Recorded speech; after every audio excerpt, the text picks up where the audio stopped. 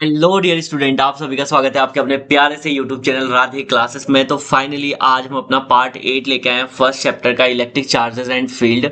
अभी तक हमने जितने भी पार्ट पढ़े उसमें हमने डिटेल्ड हर टॉपिक को अच्छे से समझा है, पूरी क्लैरिटी के साथ। अगर उसके बावजूद भी आपको कोई डाउट होता है तो आप डायरेक्टली मुझसे पूछ सकते हैं, ठीक है। कमेंट बॉक्स में लिखें, आप डायरेक्टली पूछ सकते हैं। एंड अगर आपको हमारे ऑनलाइन बैचेस ज्वाइन करने हैं for 12th and 10th class, so directly you can join these are the details. और आप हमारी वेबसाइट से भी डेमो वीडियोस देख सकते हैं, हमारे यूट्यूब चैनल से तो आप देख ही रहे हैं। एंड आप हमें डायरेक्टली व्हाट्सएप से कांटेक्ट कर सकते हैं, ये रहा हमारा नंबर। एंड हमारे जो बैचेस चलते हैं, हम 1-to-1 क्लास भी लेते हैं और ग्रुप क्लासेस दोनों लेते हैं। बैचेस में हम ओनली 15 स्टूडेंट लेते हैं। मींस एक बैच अगर फिल हो जाएगा तो उसके बाद दूसरा बैच स्टार्ट होगा, लेकिन एक बैच में केवल 15 स्टूडेंट ही होंगे, ताकि स्टूडेंट और टीचर के बीच में अच्छा कम्युनिकेशन हो सके, टीचर डायरेक्टली स्टूडेंट से पूछ सके। ओके, सो हम ज्यादा बच्चे इसलिए नहीं लेते हैं। आई होप आपको समझ में आया होगा। तो इससे कम्युनिकेशन जो गैप रह जाता है ना, बच्चे चैट से ना पूछे डायरेक्टली पूछ सके, वो गैप हम खत्म करना चाहते हैं। एंड आई होप ये अच्छा इनिशिएटिव रहेगा और आप भी इसमें सपोर्ट करेंगे, ठीक है। सो without wasting time let's start today's class. Last class में आप ये देख सकते हैं, हमने फिजिक्स का भी फर्स्ट अप्रैल से स्टार्ट हो रहा है। आप हमारी वेबसाइट विजिट कर सकते हैं, राधे क्लासेस, यहाँ पर सब कुछ मेंशन है, ठीक है। आप राधे क्लासेस में डालेंगे, आपको सबसे पहले हमारी वेबसाइट दिख जाएगी। So let's start without wasting time और first chapter which is electric charge and field. Last class में हमने 1 सेकेंड में वो पेज निकाल लूं। हाँ, लास्ट क्लास में हमने गॉसेस थ्योरम करा, गॉसेस थ्योरम प्रूफ करी, ठीक है। उसके बाद हमने कुलॉम्स लॉ प्रूफ करा, गॉसेस लॉ की हेल्प से कुछ न्यूमेरिकल्स करे। और लास्ट क्लास में हमने एप्लीकेशन ऑफ गॉसेस थ्योरम करा, जिसमें हमने electric field intensity due to infinite long charge wire, उसके बाद electric field intensity due to infinite charge sheet, दोनों के कारण इलेक्ट्रिक फील्ड इंटेंसिटी फाइंड करी। लेकिन एक चीज, 2-3 चीजें बची हुई हैं। जैसे चार्ज शीट में मैंने आपको ये तो बताया था कि इसका फॉर्मूला क्या आता है, वो फॉर्मूला कुछ इस तरीके से था, E is equal to sigma upon 2 epsilon not. अब इसी फॉर्मूले के बेसिस पर आपके बोर्ड्स में क्वेश्चंस आते हैं, पहले उन क्वेश्चंस को देखते हैं, ठीक है। जो भी उसकी एप्लीकेशन है, इस एप्लीकेशन की भी कुछ एप्लीकेशंस है, कहां कहां पर वो अप्लाई होता है मैं आपको समझाता हूं, ठीक है।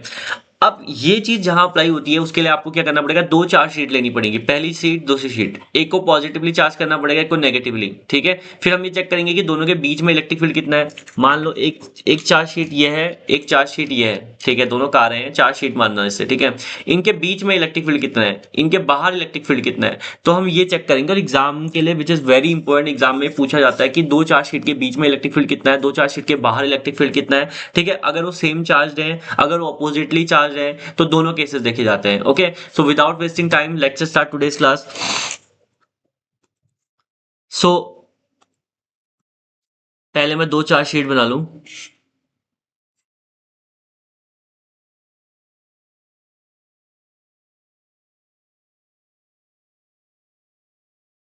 1 सेकेंड, ये एरो बन जाती है बार बार, तो मैं इसको अवॉइड करना चाहूंगा। पहले एक चार्ज शीट बनाएंगे फटाफट, कुछ इस तरीके से।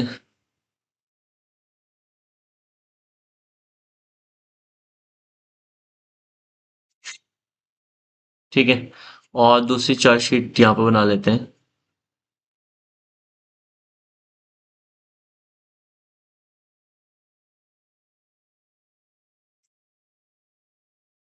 और पहला केस ये मान लेते हैं कि दोनों चार्ज शीट में कितना चार्ज है, अपोजिट चार्ज है, ठीक है। इस पर पॉजिटिव है पूरा, मीन्स ये जो चार्ज शीट है ये पॉजिटिवली चार्ज है, ये शीट जो है पॉजिटिवली चार्ज है, ठीक है, जिसका एरिया ए है। ये नेगेटिवली चार्ज है, कुछ इस तरीके से। इसका नाम ए रख लेते हैं, इसका नाम बी रख लेते हैं, ठीक है। तो इनके सेंटर पर, पहला केस लेते हैं, इनके सेंटर पे इलेक्ट्रिक फील्ड इंटेंसिटी कितनी होगी, 2 चार्ज शीट के सेंटर पर इलेक्ट्रिक फील्ड इंटेंसिटी कितनी होगी। ध्यान रखें ये विच इज वेरी इंपॉर्टेंट आपका। जब आप वो वाला कॉन्सेप्ट पढ़ोगे, कौन सा, कैपेसिटर वाला, उसमें भी आपके डेफिनेटली काम आने वाला है। तो विच इज वेरी इंपॉर्टेंट, आपके बहुत ज्यादा काम आने वाला है। 1 second, let me fix the camera, 1 second, just wait.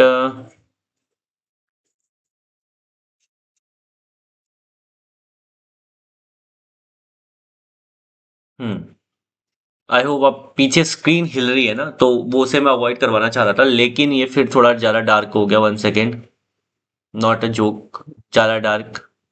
O no no no, 1 second.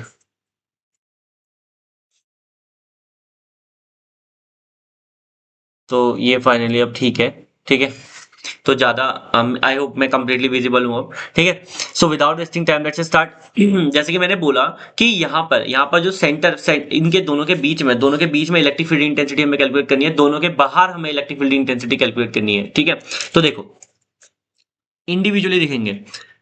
इससे आर डिस्टेंस दूर प्लेट ए के कारण इलेक्ट्रिक फील्ड इंटेंसिटी कहाँ को होगी? अगर मैं यहाँ पर टेस्टिंग चार्ज रख दूं, इसे पी पॉइंट बोलूं, और यहाँ पर एक टेस्टिंग चार्ज क्यू नॉट मैंने रखा हुआ है।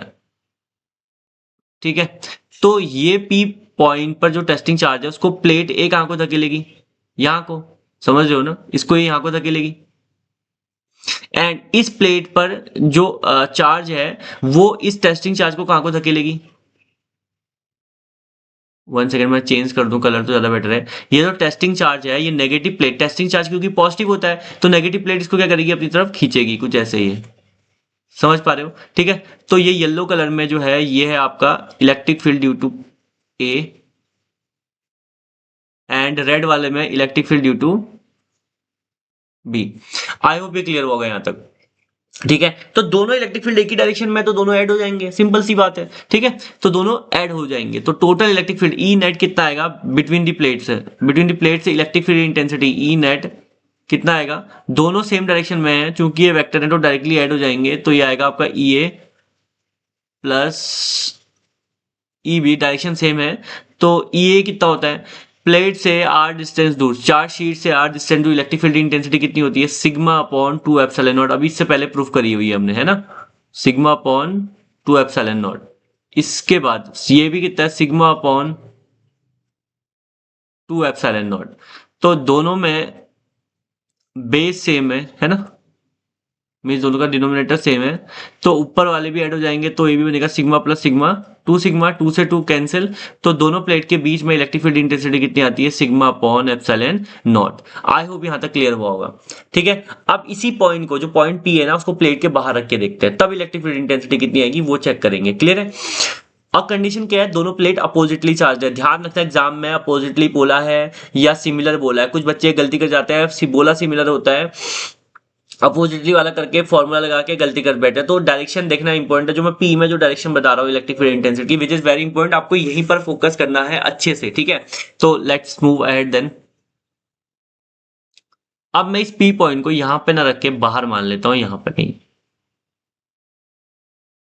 ठीक है, और मैंने बोला था जितना इलेक्ट्रिक फील्ड इसके कारण होगा उतना ही इसके कारण होगा, क्योंकि आर पे डिपेंड नहीं करता। कल मैंने समझाया था ना, इसका जो फॉर्मूला होता है ये आर पे डिपेंड नहीं करता, डिस्टेंस पे डिपेंड नहीं करता। तो इजीली क्या होगा, इस प्लेट के कारण यहां पर जो इलेक्ट्रिक फील्ड होगा वही इसके कारण होगा। बस अर्थ क्या है, जो नेगेटिव प्लेट है ना, इसको खींच रही होगी अपनी तरफ, ये इधर को।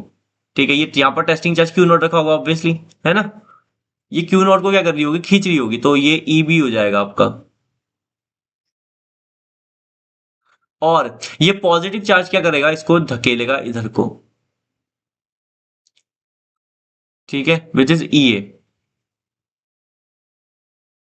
तो दोनों की डायरेक्शन क्या है? अपोजिट है ना? जब दोनों की डायरेक्शन अपोजिट है तो अच्छा, दोनों की डायरेक्शन अपोजिट है। और एक चीज मैंने बताई, अब यहाँ खेल आ गया, वही जो मैंने आपको न्यूमेरिकल समझाए थे थर्ड या फोर्थ पार्ट में। बेसिकली जब न्यूमेरिकल मैंने आपको समझाया था, मैंने बोला अगर डायरेक्ट मैग्नीट्यूड सेम हो और डायरेक्शन अपोजिट हो, देखो ये कार है, इसको मैं इधर से खींच रहा हूँ, इधर से भी खींच रहा हूँ, दोनों हाथ बराबर ताकत लगा रहे हैं, तो क्या हिल पाएगी क्या अपनी जगह से? नहीं। तो नेट इलेक्ट्रिक फील्ड इंटेंसिटी कितनी आएगी? 0।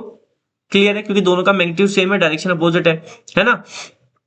तो सेकेंड केस में जो ई नेट आया वो क्या आएगा? उसे प्रूफ भी करके दिखा रहा हूं, देखो E A minus E B. E A कितना है? देखो ई ए आपका sigma upon 2 epsilon not, minus E B भी कितना है आपका? Sigma upon 2 epsilon not. तो दोनों कैंसिल, ओवरऑल आंसर 0। तो अगर प्लेट अपोजिटली चार्ज है, तो उनके बीच में इलेक्ट्रिक फील्ड इंटेंसिटी कितनी होगी? उनके बीच में इलेक्ट्रिक फील्ड इंटेंसिटी होगी सिग्मा अपॉन एप्सिलॉन नॉट। अगर प्लेट्स इलेक्ट्रिक फील्ड के मीन दो अपोजिटली चार्ज प्लेट के बीच में अगर इलेक्ट्रिक फील्ड इंटेंसिटी निकाल रहे हैं तो सिग्मा पर एप्सिलॉन नॉट आएगा। उनके बाहर इलेक्ट्रिक फील्ड इंटेंसिटी निकाल रहे हैं तो कितना आएगा, रिजल्टेंट कितना आएगा, 0 आएगा। इसको ध्यान रखना बस। क्लियर है? अब आगे बढ़ते हैं। देखो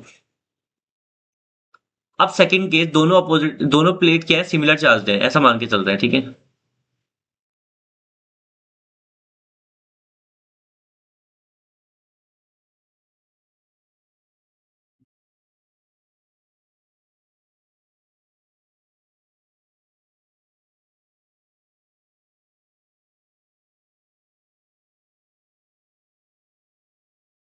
तो ये भी हो गया।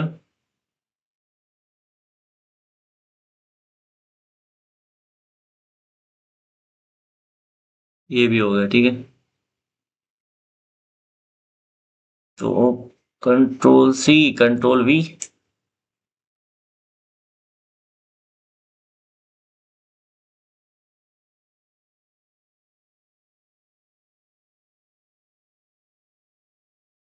गड़बड़ થઈ गयो।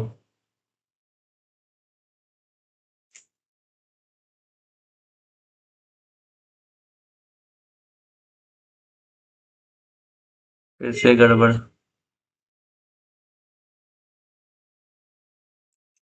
मुझे लगता है मुझे इसे दोबारा ही बनाना पड़ेगा क्योंकि ये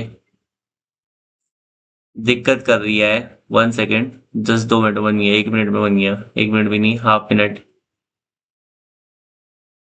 तो ये कुछ रहा और ये कुछ रहा। ठीक है, अब वही चीज लगानी है, क्या, प्लेट्स हैव सिमिलर चार्ज, जैसे कि इसको पॉजिटिवली चार्ज कर दिया।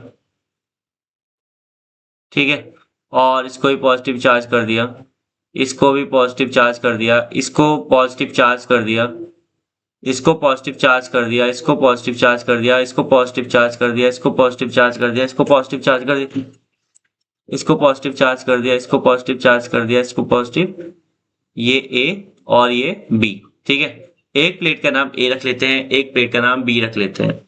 क्लियर है?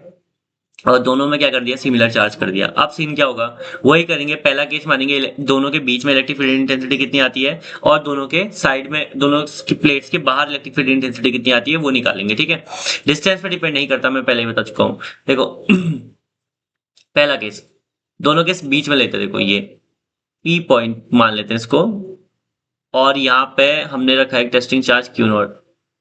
ठीक है, इस प्लेट के कारण ये पॉजिटिव चार्ज को कहाँ को धकेलेगा, इधर को, विच इज ई है ना। ये पॉजिटिव चार्ज के कारण ये चार्ज कहाँ को जाएगा, इधर को, विच इज ई बी, है ना। सो दोनों के कारण देखो धक्का सिमिलर मैग्नीट्यूड रहेगा, मैंने बताया डिस्टेंस पे तो डिपेंड नहीं करता, दोनों में चार्ज सेम है, दोनों पॉजिटिवली चार्ज प्लेट्स हैं, चार्ज सेम है। ठीक है, दोनों का एरिया सेम है, तो सब कुछ सेम है, तो नेट इलेक्ट्रिक फील्ड इंटेंसिटी दोनों के द्वारा एक ही टेस्टिंग चार्ज पर सेम लगेगी। तो नेट कितना है, ये इधर को धकेला, इधर को धकेला, दोनों की ताकत सेम है, तो नेट कितना होगा, 0। तो वो प्रूफ भी करके दिखाएंगे हम, एग्जाम में आपको ऐसे ही दिखाना पड़ेगा। 1 second, E net equals to हो जाएगा आपका E A minus E B. E A कितना है, sigma upon 2 epsilon not, minus E B कितना है, सिग्मा अपॉन 2 एप्सिलॉन नॉट। दोनों कैंसिल हो गए तो टोटल कितना आ गया, 0 आ गया। आई होप यहां तक समझ में आया होगा। ठीक है, उसके आगे बढ़ते हैं। नेक्स्ट, दोनों के बाहर इलेक्ट्रिक फील्ड इंटेंसिटी देखते हैं इस पॉइंट पर। ठीक है, जो ये पॉजिटिव ए है ना, इसको खींच रहा होगा, इस यहाँ इसका नाम है पी पॉइंट, और टेस्टिंग चार्ज जो रखा है वो क्यू नॉट है। ठीक है, ए प्लेट क्या करेगा, इसको धकेलेगा, सॉरी खींचेगा, मेरे से मुंह से निकल गई, तो ये इसे खींच धक्का देगा, ई ए कहेंगे इसको।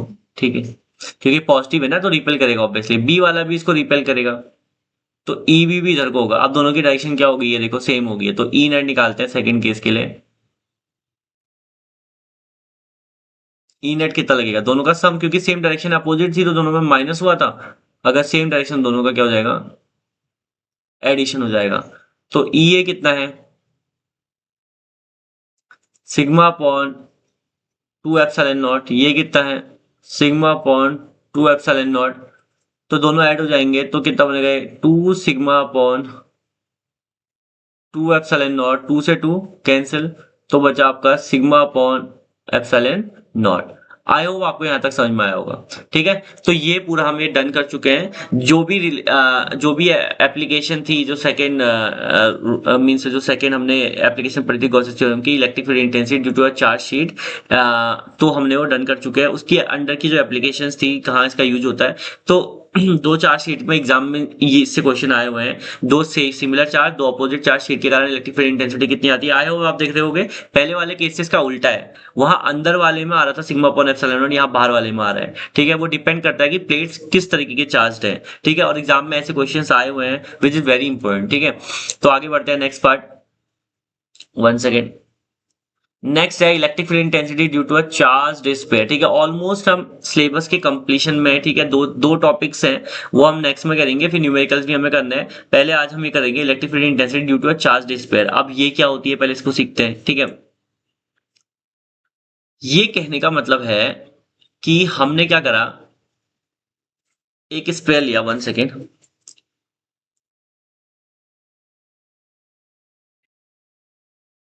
स्फीयर लिया, ठीक है। अब हमने जो स्फीयर लिया वो कितने तरीके का होगा, पहले इस पर चर्चा करते हैं। ठीक है, स्फीयर हो सकता है या तो होलो होगा या तो सॉलिड होगा। ठीक है, होलो में हमारे पास दो ऑप्शन है। पहला, या तो कंडक्टिंग होगा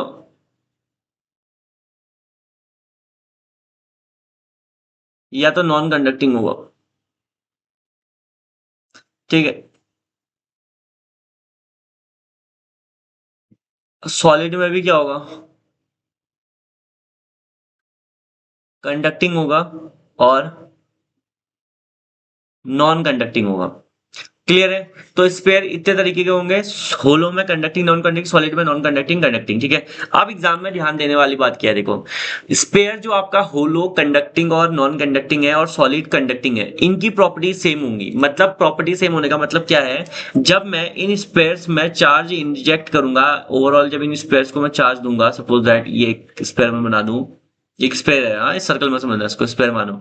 तो इसको अगर मैं चार्ज दूंगा ना, तो चार्ज इसके कहाँ स्प्रेड हो जाता है, सरफेस पर, ऐसे कुछ ही,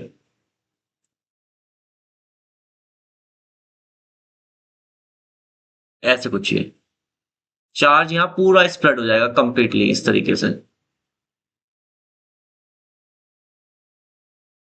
ये, तो चार्ज ऐसे स्प्रेड हो जाएगा। तो चार्ज जनरली कैसे, किस किस पे ऐसे स्प्रेड होता है, मतलब आप अंदर चार्ज दोगे तो चार्ज पूरे सरफेस पे चले जाएगा, पूरा स्प्रेड हो जाएगा सरफेस पे, अंदर चार्ज नहीं रहेगा। ठीक है, तो ये होता है आपका hollow conducting, hollow non conducting and solid conducting में। ठीक है, ये तीनों की प्रॉपर्टी सेम होती है, मतलब इनमें इनके लिए जो डेरिवेशन होगा वो सेम होगा, इनके लिए फॉर्मूला आएगा, मतलब इनके बाहर इलेक्ट्रिक फील्ड इंटेंसिटी, इनके सरफेस पे इलेक्ट्रिक फील्ड इंटेंसिटी और इनके अंदर इलेक्ट्रिक फील्ड इंटेंसिटी वो सेम आएगी। क्लियर है, लेकिन सॉलिड नॉन कंडक्टिंग के लिए केस बदल जाता है, क्योंकि इसमें जब चार्ज इंजेक्ट करते हैं ना, सपोज दैट मैंने ये सॉलिड नॉन कंडक्टिंग बनाया, ठीक है, इसमें मैंने चार्ज डाला, इसमें मैंने चार्ज इंजेक्ट किया, तो चार्ज जहां पर है वहीं पर रहता है, ओवरऑल वॉल्यूम में रहता है, मतलब ये अंदर रहेगा, बाहर नहीं जाएगा। ये समझ में बात आई ना। ठीक है, चार्ज अंदर ही रहेगा, बाहर नहीं जाएगा, इसका ध्यान रखना। सॉलिड नॉन कंडक्टिंग में, मैं बार बार दोहरा रहा हूं, सॉलिड नॉन कंडक्टिंग में। ठीक है, तो ओवरऑल क्या हुआ कि इसकी ये, इसको मिला के, इसको मिला के, इसको मिला के, इसको मिला के, इन तीनों की प्रॉपर्टी सेम हो गई। केवल सॉलिड नॉन कंडक्टिंग क्या हुआ, डिफरेंट हुआ। ठीक है, आप इसको नोट करोगे, लिखोगे अच्छे से। तो बात करते हैं सीधे, पहले सॉलिड नंबर फर्स्ट हम बनाते हैं, electric field intensity due to hollow conducting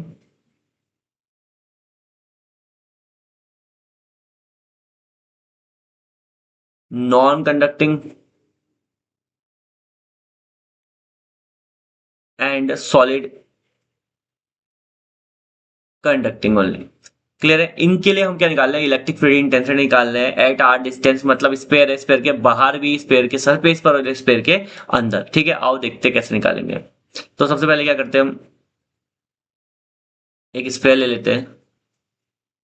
ठीक है, ये कुछ स्पेयर लिया, इसके सरफेस पर चार्ज स्प्रेड है, उसको थोड़ा बड़ा करना पड़ेगा।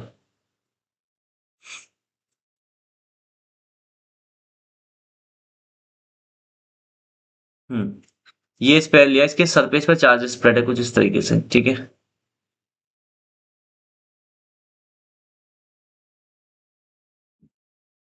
मैंने बताया ना इनकी प्रॉपर्टी क्या होती है, अगर मैं इसको चार्ज दूंगा तो चार्ज कहाँ जाता है, इनके सरफेस पर स्प्रेड हो जाता है, ठीक है।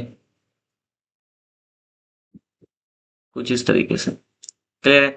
इसके सेंटर से आर डिस्टेंस दूर, मीन्स इसकी रेडियस मैं मान के चलता हूं ए है, ठीक है। और इसके सेंटर से आर डिस्टेंस दूर इस पॉइंट पर मुझे क्या निकालनी है, इलेक्ट्रिक फील्ड इंटेंसिटी निकालनी है पी पॉइंट पर ओवरऑल, ठीक है।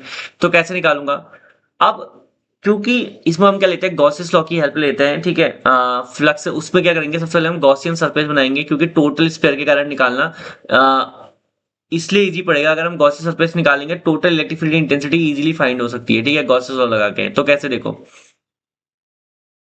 इसके चारों ओर एक गॉसियन सरफेस बना देंगे, ठीक है।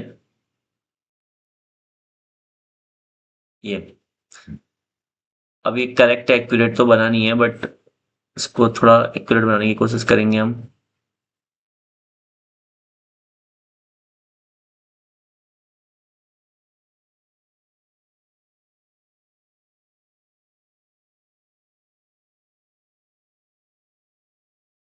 अब ठीक है, कोसेंट्रिक होना चाहिए ना, ठीक है। तो ये बन गया, और इसको थोड़ा डॉटेड से कर देते हैं ताकि ये थोड़ा गॉसियस सरफेस लगे।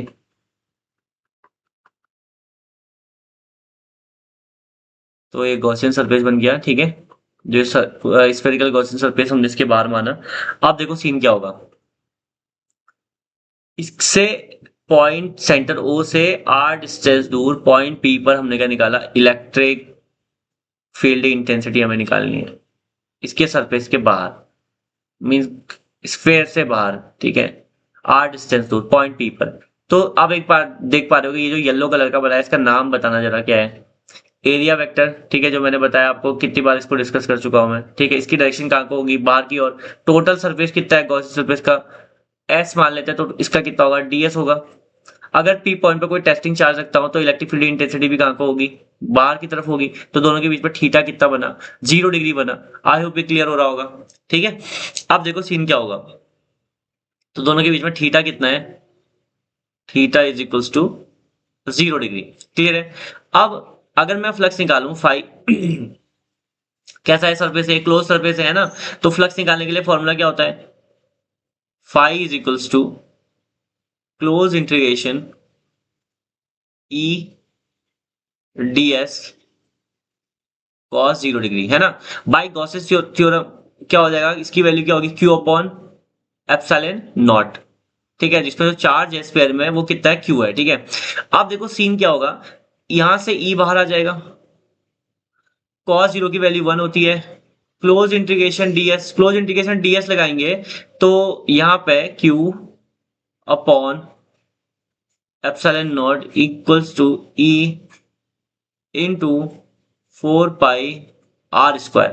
क्यों 4 पाई आर स्क्वायर, देखो ये छोटा सा एरिया वेक्टर लिया, अगर टोटल लोगे सब जगह एरिया वेक्टर लगाओगे तो टोटल एरिया कितना होगा स्फीयर का, वो कितना होगा 4 पाई आर स्क्वायर होगा, है ना। तो इलेक्ट्रिक फील्ड इंटेंसिटी कितनी आ गई फिर, E इज इक्वल्स टू वो आएगी 1/4 pi epsilon not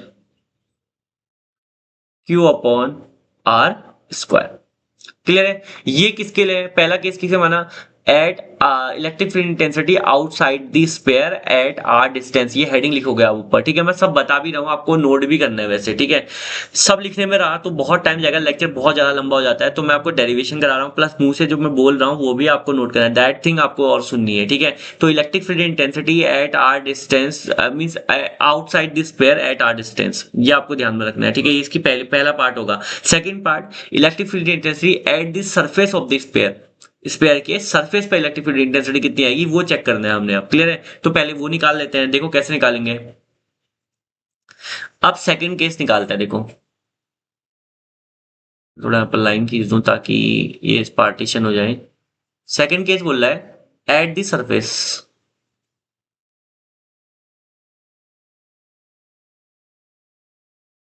at the surface, तो इस केस में क्या होगा, जो ए होगा वही आर हो जाएगा। क्यों? क्योंकि ये पी पॉइंट उठ के कहां पर बना देंगे, हम यहां पर बना देंगे, तो जो आर डिस्टेंस है वही ए के बराबर हो जाएगी, है ना। अगर आर ही ए के बराबर हो जाएगा तो सीधे इस इक्वेशन में अगर मैं पुट करूं तो electric field intensity at the surface of square कितनी आएगी, 1/4 पाई एप्सिलॉन नॉट, ये एप्सिलॉन नॉट है हाँ, ठीक है, क्यू अपॉन ए स्क्वायर। क्लियर है? तो ये आ जाएगी electric field intensity at the surface of the sphere. I hope यहां तक क्लियर हुआ होगा। ठीक है, आगे बढ़ते हैं फटाफट विदाउट वेस्टिंग सिंगल टाइम। या इसका आप स्क्रीनशॉट ले सकते हो, ठीक है, ले लो। अब देखो ये क्लियर हुआ ना। अब सरफेस स्फीयर के अंदर हम इलेक्ट्रिक फील्ड इंटेंसिटी निकालेंगे, तो कैसे निकालेंगे, देखो ये पर खेल थोड़ा चेंज होने वाला है, तो मैं इसको फिगर को ना यहाँ पर कॉपी पेस्ट हुआ कर दूं तो ज्यादा बेटर रहेगा।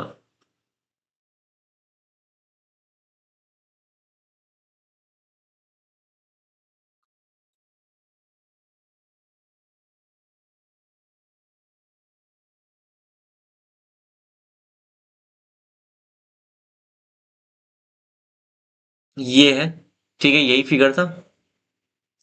1 सेकेंड, इसको थोड़ा चेंज करना पड़ेगा, कंट्रोल।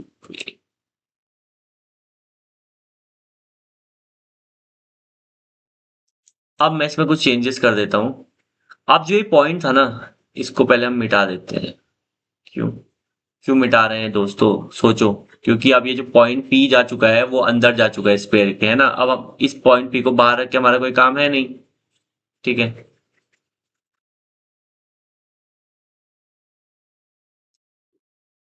तो अगर मैं इसको पूरा क्लीन कर दूं, और पहले सरफेस पे गया पी पॉइंट यहाँ पे, अब इस सरफेस से भी थोड़ा अंदर चले जाएगा, मतलब ये आर डिस्टेंस और छोटी हो चुकी है, ठीक है। तो जो अब स्पेयर होगा वो थोड़ा छोटू बनेगा, छोटू। देख पा रहे हो, ये गॉसियन सरफेस बनेगा इसके अंदर थोड़ा सा, ठीक है। और यहाँ पर पी पॉइंट होगा, और ये छोटा सा एरिया वेक्टर, है ना। पी पॉइंट पी सॉरी, इस पी पॉइंट पर डीएस की डायरेक्शन कहाँ होगी, बाहर की, और इलेक्ट्रिक फील्ड भी कितना होगा, बाहर की ओर, ठीक है। अगर मैं inside the sphere third part बनाऊं, electric field intensity E inside the sphere निकालूं तो कितनी आएगी, किस किस से निकाल रही है, होलो conducting, hollow non conducting, solid conducting, इन तीनों के लिए सेम फॉर्मूला है। मतलब ये जो तीन केसेस बन रहे हैं ना, इन तीनों के लिए ही बनेंगे, आपको बस ये लिख देना है एग्जाम में, ठीक है। तीनों के केसेस है ये, मैं पहले आपको बहुत बार रिपीट कर चुका हूँ ये चीज, ठीक है। तो अब सीन क्या होगा, अब जो इलेक्ट्रिक फील्ड इंटेंसिटी आएगी वो, सॉरी पहले फ्लक्स निकालता है, कितना आएगा, फाइव इज इक्वल्स टू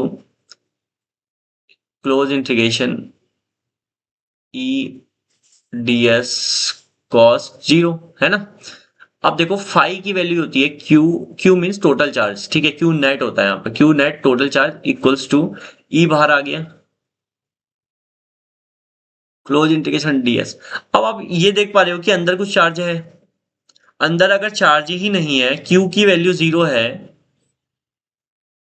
अंदर कोई चार्ज है नहीं है, वहां ऊपर चार्ज था तब इलेक्ट्रिक फील्ड इंटेंसिटी आ पा रही थी, अंदर कोई चार्ज नहीं है। अगर क्यू जीरो है तो ये पूरा टर्म जीरो, ये पूरा डीएस नीचे जाके जीरो हो जाएगा, तो ई की वैल्यू ओवरऑल कितनी हो जाएगी, जीरो आ जाएगी। तो electric field inside the sphere कितना आता है, जीरो आता है, क्योंकि अंदर कोई चार्ज नहीं होता है मौजूद। आई होप ये क्लियर होगा यहाँ तक, ठीक है। तो अगर फिर भी कोई डाउट होता है तो मुझसे पूछो, मैंने ये आपको क्लियर करा दिया है। अब हम पढ़ेंगे सॉलिड के कारण, सॉलिड नॉन कंडक्टिंग के कारण इलेक्ट्रिक फील्ड इंटेंसिटी में क्या वेरिएशन आता है, विच is very important for examination. तो उसे पहले डन करते हैं, ठीक है। तो देखो एक सेकंड, मैं तो कुछ ब्लैंक पेज निकाल लूं। अब किसका केस बन रहा है, सॉलिड नॉन कंडक्टिंग का, ठीक है। सेकेंड केस, फर्स्ट केस बना था उन तीनों का, किसका, होलो conducting, hollow non conducting, solid conducting. मैं बार बार दोहरा रहा हूं, विच is very important, solid non conducting,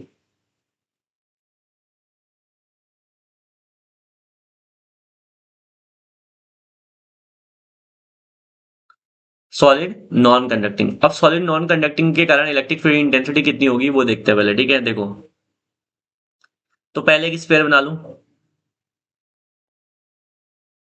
ठीक है, ये एक स्फीयर है। अब मैंने बोला अगर सॉलिड नॉन कंडक्टिंग है तो इसमें स्फीयर में चार्ज कहाँ एक्यूमुलेट होता है, चार्ज आता है वॉल्यूम में। ये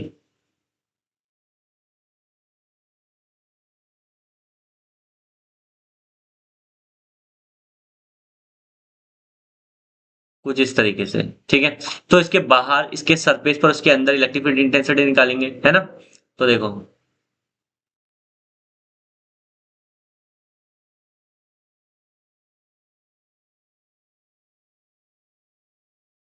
तो इसके बाहर आर डिस्टेंस दूर, इसकी पहले रेडियस मान लेते हैं। इसकी रेडियस हम मान लेते हैं आपकी ए। ठीक है, और यहां से आर डिस्टेंस दूर यहाँ कहीं चलते हैं घूमने। एंड ये आर डिस्टेंस है, यहाँ पर हम एरिया वेक्टर मान लेते हैं।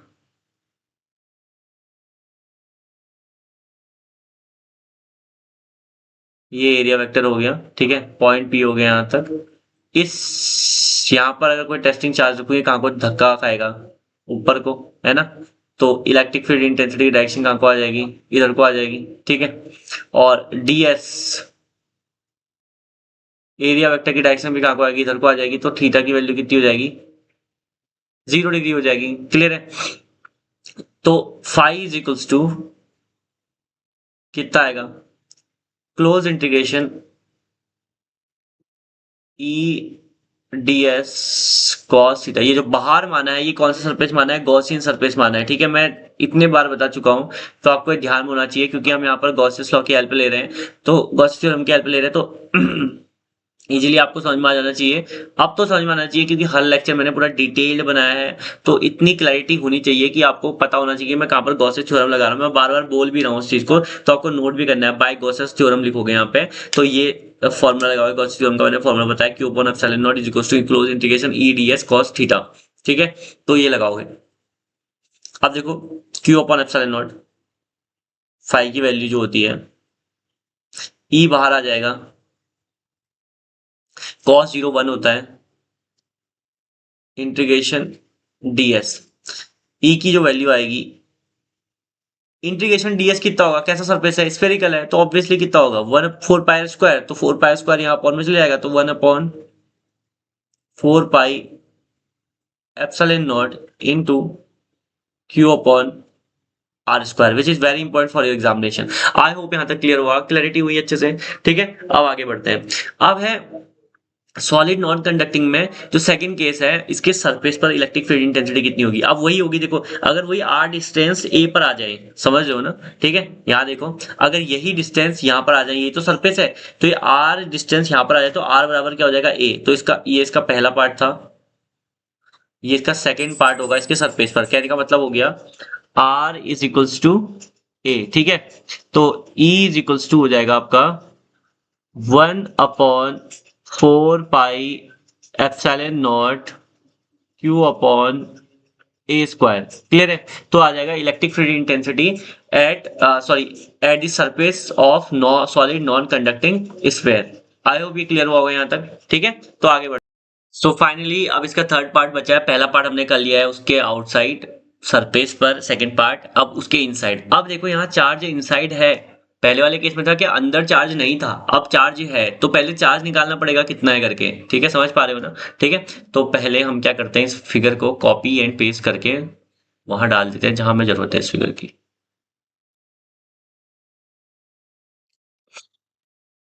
Control C and control V. तो इस फिगर को थोड़ा हम इधर लगा देंगे, तो कुछ नहीं जाएगा, थोड़ा काम हो जाएगा। ठीक है, तो आप देखो सीन क्या होगा।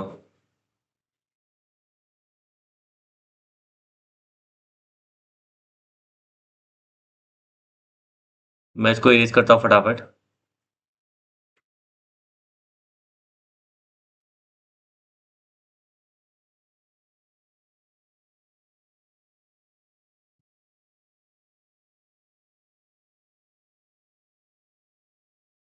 तो ये, अब ये आर डिस्टेंस क्या हो जाएगी, अंदर चली जाएगी। समझ पा रहे हो ना इसको। क्लियर है। अब गॉसियन सरफेस कहां बनेगा, अंदर बनेगा उसके, ऑब्वियसली। ठीक है,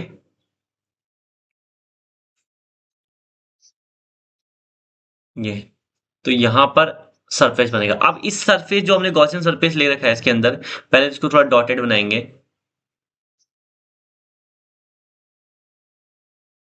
ठीक है, तो ये जो गॉसियन सरफेस बना है एट आर डिस्टेंस, ये डिस्टेंस क्या आर है। अब यहां पर वही करेंगे, पहले क्या लेंगे, एक एरिया वेक्टर लेंगे। अब ये चार्ज इस पे इंपैक्ट डाल रहा होगा तो ऑब्वियसली इसकी डायरेक्शन बाहर की तरफ होगी, कुछ ऐसे। ठीक है, ये ds होगा, छोटा सा एरिया गॉसियन सरफेस का, और इलेक्ट्रिक फील्ड भी बाहर की तरफ होगा, तो थीटा दोनों के बीच में कितना बनेगा, 0 डिग्री बनेगा। क्लियर है यहां तक? ठीक है, अब जो ये गॉसियन सरफेस मैंने लिया ना, इसके अंदर चार्ज कितना है पहले निकालना पड़ेगा। तो ऐसा मान लेते हैं कि जब टोटल वॉल्यूम थी 4/3 पाई ए क्यूब था, इसकी रेडियस कितनी थी, ए थी ना। ठीक है, तो वॉल्यूम कितनी होती है, अच्छा ये मैंने पूरा करा दिया है, ठीक है, मैं वही चेक कर रहा था। अच्छा, तो 4/3 पाई a cube, pi r cube होता है ना वॉल्यूम ऑफ स्फीयर। ठीक है, तो आपको ये ध्यान में होगा। अब देखो सीन क्या होगा, तो 4/3 पाई ए क्यूब मीटर क्यूब में कितना चार्ज है, मान लेते हैं क्यू चार्ज है ना। टोटल चार्ज, ये टोटल पूरे बड़े स्फीयर में टोटल चार्ज क्यू है, तो 1 मीटर क्यूब में कितना चार्ज होगा, वो होगा आपका Q/4/3 pi a cube. Clear है, इतना होगा 1 मीटर क्यूब में। तो मेरे को कितने में निकालना है, मुझे छोटे से गॉसियन सरफेस के कारण तो अंदर कितना चार्ज है ये निकालना है। तो इसमें कितना होगा फिर, so charge in 4/3 pi r cube is equals to pi r cube metre cube. Okay, यहाँ पर मीटर क्यूब, इतने मीटर क्यूब में कितना होगा तो मल्टीप्लाई कर देंगे ऑब्वियसली। अगर 2 मीटर क्यूब में निकालना हो तो इसे 2 से मल्टीप्लाई करते, 3 मीटर क्यूब में निकालना हो तो उसे 3 से मल्टीप्लाई करते। तो इतने मीटर क्यूब में कितना होगा जो इसके अंदर है ये, तो इससे मल्टीप्लाई कर देंगे तो कितना होगा ये, Q/4/3 pi a cube multiply 4/3 pi r cube. So होगा क्या सीन यहाँ पे, 4/3 पाई से 4/3 पाई कैंसिल आउट हो गया। ठीक है, तो ओवरऑल क्या बचा मेरे पास, वो बचा मेरे पास Q/A cube into are cube. I hope यहां तक क्लियर हुआ होगा, अच्छे से क्लैरिटी बनी। ठीक है, तो मैंने निकाल दिया charge inside the Gaussian surface, Gaussian surface के अंदर कितना चार्ज है ये मैंने निकाल दिया। अब मुझे क्या निकालना है, चार्ज मैंने निकाल दिया। अब इलेक्ट्रिक फील्ड इंटेंसिटी निकालूंगा कितनी होगी पहले, क्योंकि इससे पहले वाला जो हमने करा था किसके लिए, solid conducting, hollow conducting and non conducting, वहां चार्ज नहीं था तो 0, लेकिन यहाँ चार्ज है तो कितना है तो निकालना पड़ेगा ना, ये गिवन थोड़ी ना होगा। तो ये चार्ज निकालने का तरीका हो गया। अब चार्ज का फॉर्मूला भी आ गया, टोटल चार्ज कितना होगा Q/A cube into are cube. ये जो ये क्यू है ना, ये कौन सा चार्ज है, ये पूरे स्फीयर का चार्ज है, ये ध्यान रखना। ये जो क्यू है ये कौन सा चार्ज है, पूरे स्फीयर का चार्ज है, इस बात को भूलना मत। ठीक है, अब देखो, अब फ्लक्स वाला फॉर्मूला लगा देंगे। क्या आएगा, फ्लक्स का फॉर्मूला क्या होता है, phi is equals to close integration E T S cos zero. Cos zero की वैल्यू 1 होती है, फाई की वैल्यू कितनी होगी, Q net. Q net means total charge, Q upon epsilon not equals to, इससे बाहर ई आ जाएगा क्योंकि मुझे इलेक्ट्रिक फील्ड इंटेंसिटी ही निकालनी है, क्लोज इंटीग्रेशन ds। ठीक है, क्यू की वैल्यू कितनी है यहाँ पर, क्यू की वैल्यू है, अगर मेरे से छुप ना रहा हो मैं पहले चेक कर दूं। ओके, थोड़ा गैप है अभी। ठीक है, तो क्यू की वैल्यू मैं इसको नेक्स्ट पेज में करा देता हूँ। देखो मैं इसको लिख लेता हूँ ताकि बार बार मुझे फिर इधर उधर होना पड़ेगा, हिलना पड़ेगा, तो बेटर है क्यू अपॉन क्यू नेट है total charge inside the Gaussian surface. ध्यान रखना वो क्यू है, वो वाला जो क्यू है ये क्यू नेट है, मैं इसको लिख लूंगा ताकि आप लोग डिफ्रेंशिएट कर पाओ। Q net upon epsilon not is equals to, वो बना था ई इंटू, ये यहां पर है इंटीग्रेशन क्लोज इंटीग्रेशन ds, इसका एरिया कितना होगा 4 पाई r स्क्वायर, ये डिस्टेंस r है, यहां पर मैंने r मेंशन किया है, देखो ये है ना। तो ये कितना होगा इंटू 4 पाई r स्क्वायर। ये ध्यान रखना, मैंने यहाँ पर पूरे तरीके से मेंशन किया, ये जो वॉल्यूम है ना, ये वॉल्यूम इस छोटे से इलाके की है, और जो ये ए से रिलेटेड वॉल्यूम है बड़े स्फीयर की है, ध्यान रखना। छोटी वाली वॉल्यूम गॉसियन सरफेस की है, ध्यान रखना इस बात को। ठीक है, तो क्यू नेट की वैल्यू रख लेते हैं। क्यू नेट की वैल्यू कितनी आएगी, टोटल चार्ज इतना था अपॉन वो आई थी आपकी a cube upon a cube into are cube, a cube into are cube है ना, upon epsilon naught into 4πr² is equals to E. मैंने उधर का 4πr² इस साइड भेज दिया, ठीक है, ये इस साइड आ चुका है। तो देखो जो कट रहा है उसे काट लेते हैं, r से r कैंसिल हो गया, बाकी सब चीज सेम है। तो E is equals to total electric field intensity कितनी आई inside the solid non conducting sphere, कितनी आएगी 1/4πε0 है ना, Q/a³ into r. I hope clear होगा। ये आर यहां से बचा है, ठीक है, यहाँ 2 आर थे ना, यहाँ 3 थे, तो एक आर यहां से बचा है, ठीक है। तो ये आ गई electric field intensity inside the solid non conducting sphere. Clear है, सॉलिड नॉन कंडक्टिंग स्फीयर में बार बार रिपीट कर चुका हूं, विच is very important for your examination, इसको पक्का ध्यान में रखना, ठीक है। ये फॉर्मूला किसके लिए, सॉलिड नॉन कंडक्टिंग स्फीयर के लिए। क्लियर है। अब हमारे पास दो कॉन्सेप्ट बचे हुए हैं। पहले मैंने आपको एक बार मैं रिवाइज करा दूं, जो मैंने अभी कराया। पहले स्फीयर के कारण, स्फीयर दो तरह के होंगे, होलो होगा, सॉलिड होगा। होलो सॉलिड में कंडक्टिंग भी होगा, नॉन कंडक्टिंग भी होगा, दोनों में। और solid conducting, hollow conducting and non conducting, तीनों की प्रॉपर्टी सेम होगी, मतलब तीनों में चार्ज कहां स्प्रेड हो जाएगा, सरफेस पर, ठीक है। मैं आपको यहां पर दिखाता हूं, ये देखो चार्ज, ये स्फीयर मान लो, इसके सरफेस पर चार्ज आएगा, इसके अंदर वॉल्यूम में चार्ज नहीं जाएगा। आई बात समझ में, ठीक है।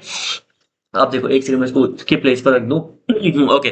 तो यहां तक क्लियर है। अब मैंने क्या करा, इन तीनों की प्रॉपर्टी सेम है, तो तीनों के लिए सेम फॉर्मूला रहेगा, ठीक है। तीनों, अगर किसी से भी पूछ दिया, होलो कंडक्टिंग पूछ दिया, होलो नॉन कंडक्टिंग पूछ दिया, सॉलिड कंडक्टिंग पूछ लिया, सेम मेथड से फॉर्मूला डिराइव करके आओगे। इनसाइड, इसके इनसाइड, अच्छा ध्यान रखना, इसके इनसाइड जो चार्ज, जो इलेक्ट्रिक फील्ड इंटेंसिटी होती है, जीरो होती है इन तीनों के केस में, लेकिन यहाँ जीरो नहीं होती, क्योंकि यहाँ चार्ज जो होता है। और इलेक्ट्रिक फील्ड इंटेंसिटी कितनी आती है ओवरऑल, पहले चार्ज निकालोगे, ध्यान रखना, ये चार्ज निकालने का तरीका मैंने बता रखा है, ठीक है। मान लोगे कि पूरी वॉल्यूम में charge, let the charge in 4/3πa³ metre cube is equals to Q. तो 1 मीटर क्यूब में कितना होगा, इतना होगा, तो इतने में कितना होगा, छोटे से गॉसियन सरफेस में चार्ज कितना होगा, ये निकाला है, ठीक है। अब टोटल इलेक्ट्रिक फील्ड इंटेंसिटी निकाल दी, फॉर्मूला वैल्यू पुट करी, आ गया, गॉसियन थ्योरम की हेल्प ले ली, बस इतना सा था, ठीक है। अब कल हम जो इसका लेक्चर में देखेंगे, वो हमारा जो पार्ट रहेगा वो रहेगा इलेक्ट्रिक फील्ड लाइन, जो मैंने छोड़ा था, क्योंकि ये बहुत इजी टॉपिक है, वो फटाफट हो जाएगा, इलेक्ट्रिक फील्ड लाइंस। और उसके बाद जो सेकंड पार्ट वो हमारा जो बचा है, वो बचा है आपका वर्क डन व्हाइल रोटेटिंग अ डाइपोल, ठीक है।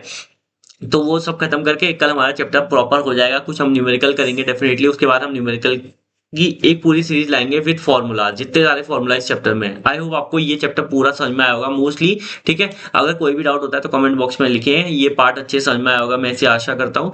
एंड कोई भी डाउट हो तो कमेंट बॉक्स में लिखें, और हमारे कोर्सेज अवेल करना ना भूलें, बहुत ज़्यादा बेनिफिट आपको मिलेगा, इतना हम एश्योर कर सकते हैं, ठीक है। हम 1-to-1 क्लास और ग्रुप क्लासेस दोनों कराते हैं, ठीक है।